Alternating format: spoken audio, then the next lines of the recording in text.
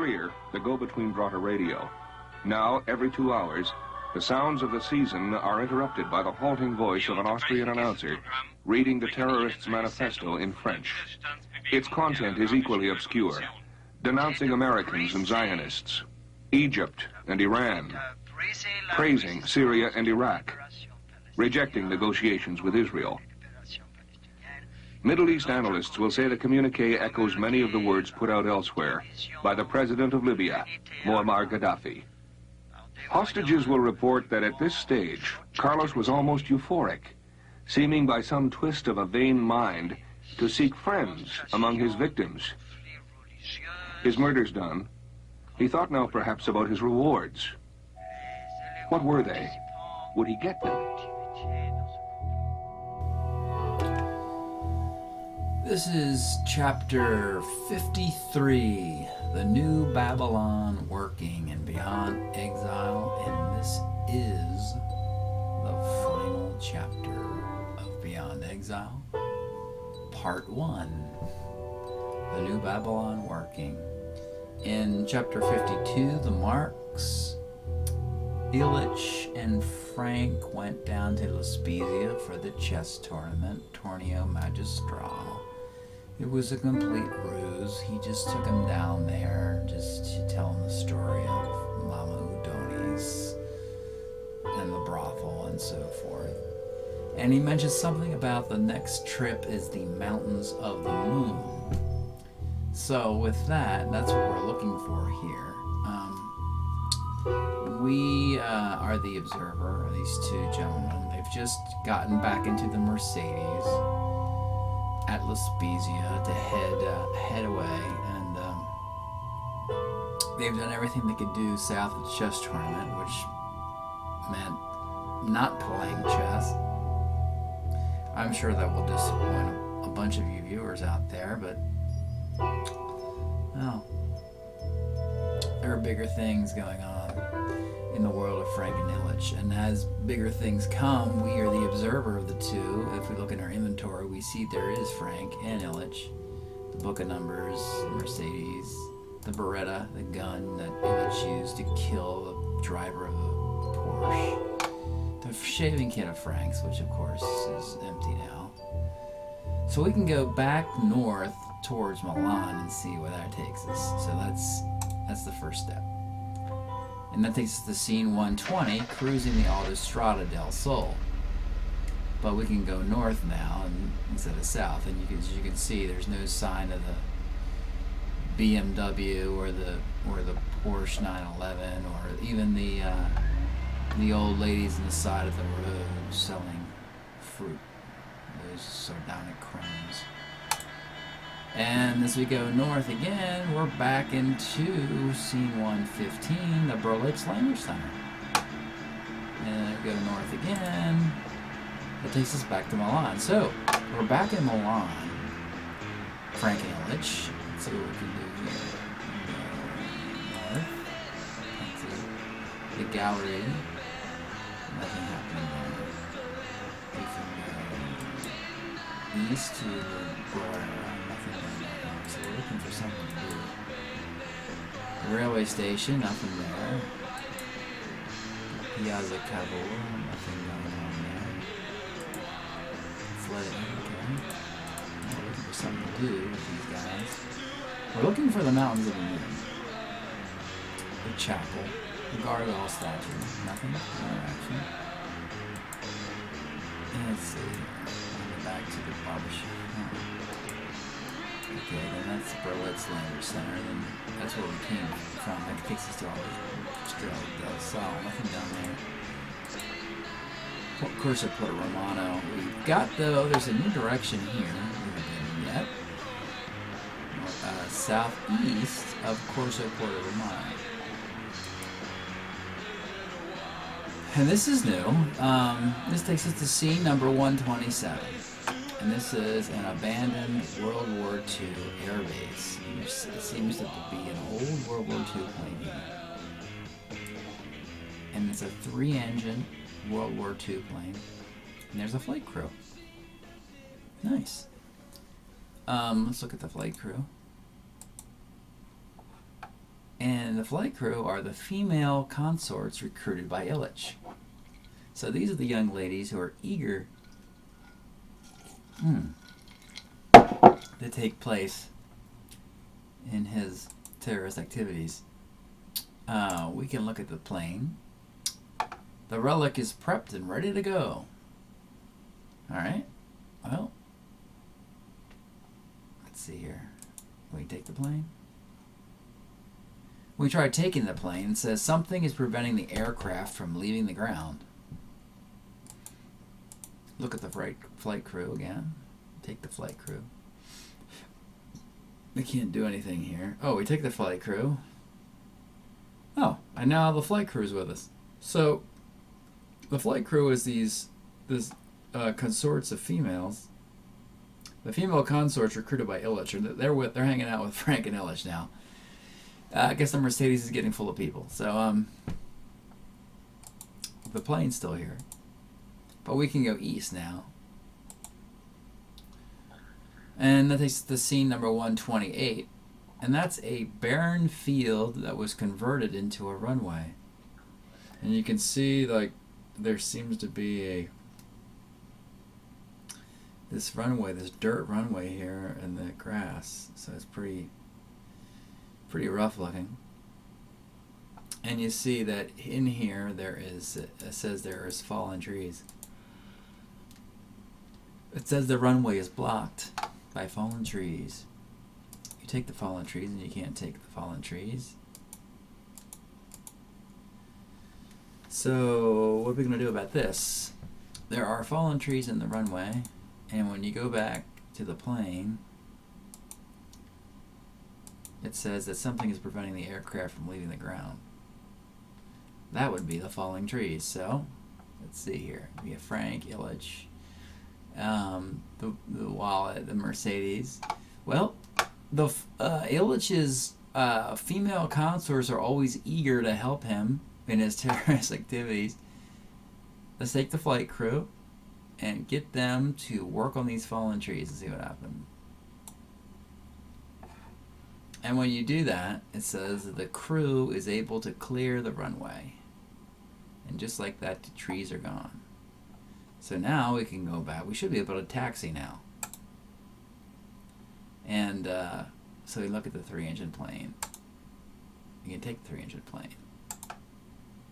The rusty aircraft begins to taxi. Nice. Alright, so when we do that, at the same moment, we see that now we've parked the Mercedes. They kind of all happen in the same step.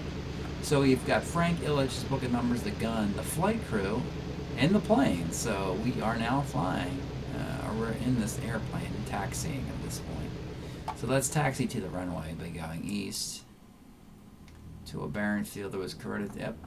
And sure enough, the noisy plane is in flight over Italy, crossing the Mediterranean, the Gulf of Sidra,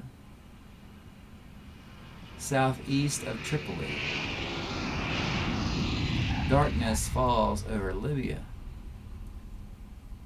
Barely visible, dim lights shine. A forgotten World War II airstrip. The plane descends the mountains of the moon. And that takes us into scene number 257. A hidden makeshift airstrip in Libya. And it says, that was an extremely bumpy ride. Speaking of bumps, the flight crew mounts camels for the hike. So the plane has landed here in Libya, and we still have our flight crew. And there are camels that we're going to have to use to continue our traveling, because we're in the desert here. Fine transportation, though a tad fragrant. Alright, so let's take the camels. And it says, Frank's last and least comfortable ride. So much for traveling on a... So much for traveling in a Mercedes. Now it's a Humpty ride here. The plane is I'm assuming we've taxied it to a stop. And something is preventing the aircraft from leaving the ground again. So this plane is stuck again here. But now that we've gotten onto the camels, and you see we got Frank and Ilich and the flight crew is now on camels, where the whole the two guys plus the crew and the camels are all moving together. We can go south, which takes us to scene number 258, a campsite on the outskirts of North Garian, Libya. And from that scene, we see that Frank and Ilich are together, but the crew and the camels have stopped here to rest, apparently, because they're in this scene, the campsite. The flight crew and the camels are in the campsite with a shaving kit, which is useless at this point since the gun is up here. So, let's see, I think this is kind of a way of separating the two groups. So the flight crew, yeah. So we're back to being just Frank and Ilich in the inventory with Frank's book and the gun. And we can continue going south. Which takes us to scene number 259, the desolate region of Garian. Athena was born on the coast, says Ilich, and 1,000 miles east in Cairo. Crowley received the Book of the Law from Iwis. This dark sea of Libyan dunes are the mountains of the moon. And if you can resolve this enigma, many things become clear. So now we're Frank, looking at our bud Ilich. If we go north, that'll just take us back to the campground with the camel riders. So as Frank, we can look at Ilich. Do you have your book of numbers? Your gun? Tonight we change the world. The camel drivers have been well paid and anticipate a large bonus upon our safe return. You're my scribe for a new Babalon working. We can look at Ilich again. Nothing happening here. We can look at the writing tablet. He hands you the writing tablet and you add it to your book collection. Wow. Okay, so let's look at the writing tablet again. No? Take the writing tablet? Alright, now we've got the writing tablet. We're Frank. We've got our book of numbers and our writing tablet. Illich's writing tablet, his manifesto that he's been writing in throughout the game.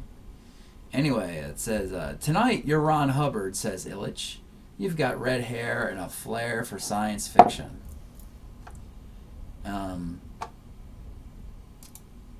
Anything more? And it looks like Illich is going to tell more stories. He's full of stories in the last few chapters. Jack Parsons, which we know is his man. Jack Parsons is his man, so. Because singularities only learn from the mistakes of other singularities, sometimes a great performance requires a superficial resemblance. Jack wanted to accelerate the age of Horus. He cobbled together some John Dee, some Crowley, and flew straight into disaster. Jack lost himself in wishful thinking and poor character judgment, but his biggest mistake was craving company. It breaks with the esoteric history of magic. It fouls the instincts of the lone wolf. By calling an elemental to be his cosmic wife, Jack challenges the other side to ravage and ruin his life. And then we get to the story of Betty. Betty now. You look at that story. It starts with Ron stealing Betty. See Ron subverting the Pasadena invocation. See Ron faking the Mojave Desert Epiphany. See Ron running off to Florida with a girl. And Jack's fortune. Yeah, sure, Marjorie's a pretty picture, a relentless artist with crimson hair and eyes that change color with polymorphous desire, but she only knows her lines, her positions.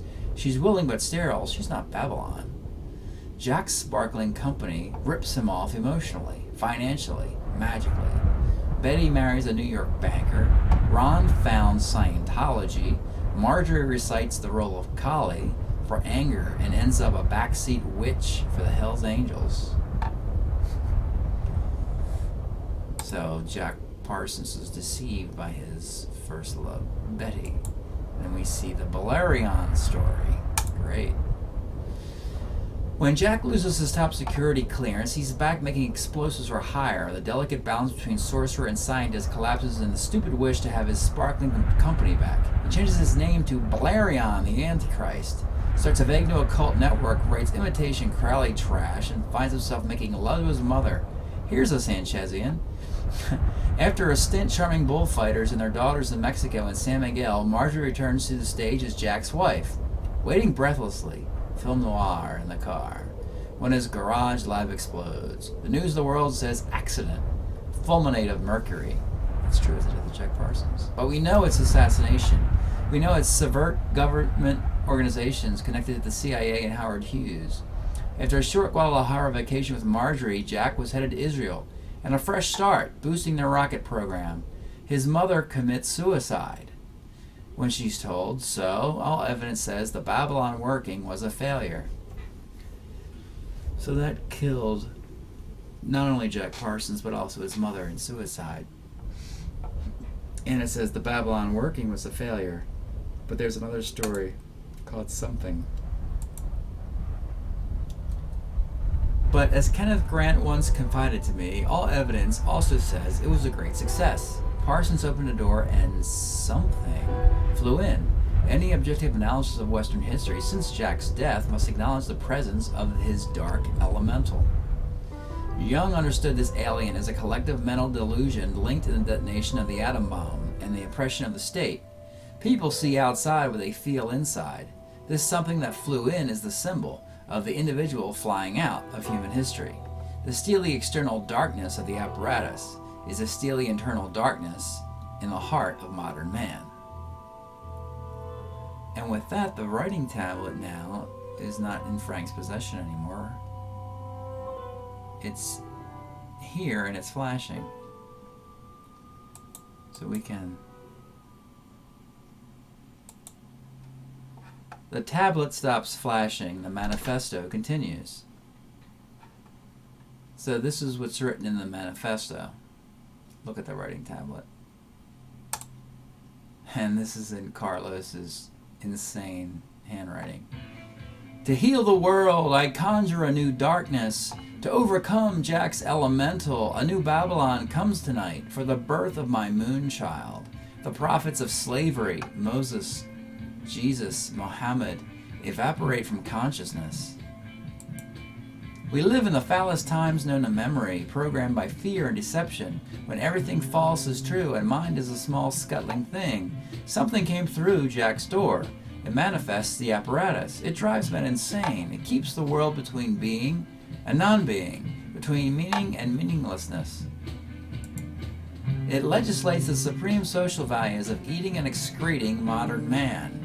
It develops the highest technologies of eating and excreting modern man. Only my new man, my terrorist, my moonchild stands fast.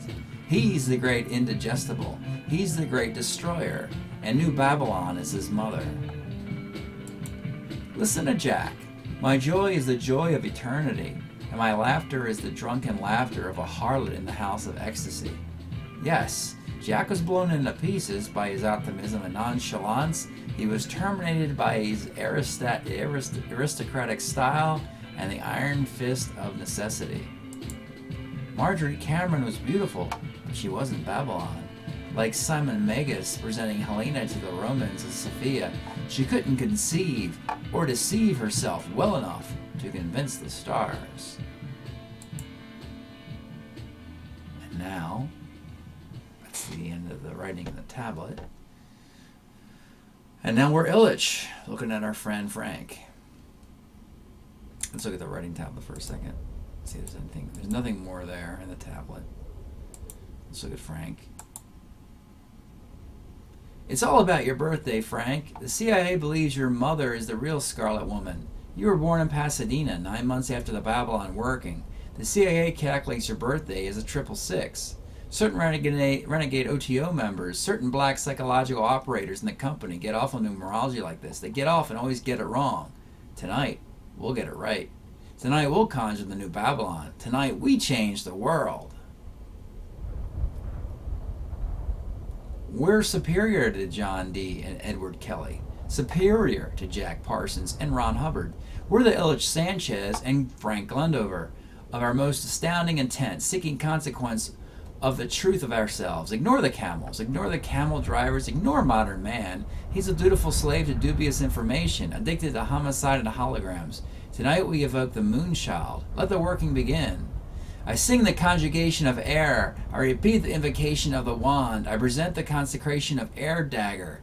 As I masturbate to the east, write down everything you see. No detail is irrelevant. No image too faint or fuzzy. Everything.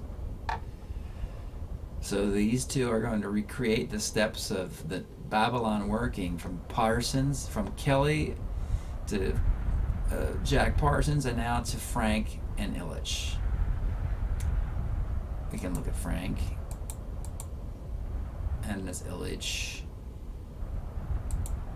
The writing tablet is flashing again. So let's see what happens, why that's flashing. And then the tablet, it says, this time the flashing will not cease without the help of some other writing.